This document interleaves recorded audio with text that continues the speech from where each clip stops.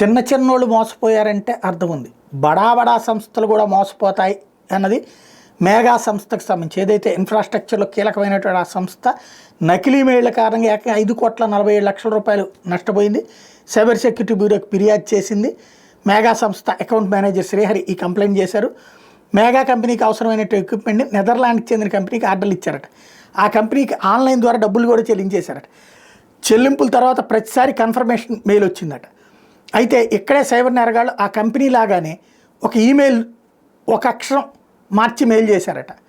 కొన్ని కారణాల వల్ల మీరు పంపించే అకౌంట్ పనిచేయడం లేదు, మరో అకౌంట్కి డబ్బులు చెల్లించమని చెప్పి మేఘా కంపెనీకి మెయిల్ పంపించారట. అది నిజమని నమ్మి వాళ్ళు ఇచ్చిన లింక్కి 5,47,00,000 రూపాయలు 2 విడతలుగా చెల్లించారట. అదే కంపెనీ నుండి మరో మెయిల్ వచ్చింది, డబ్బులు ఇంకా చెల్లించలేదు, ఒరిజినల్ కంపెనీ నుండి.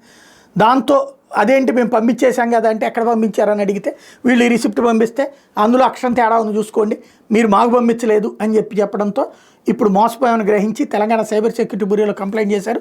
సైబర్ సెక్యూరిటీ బ్యూరో పోలీసులు కేసు నమోదు చేసి దర్యాప్తు చేస్తున్నారు.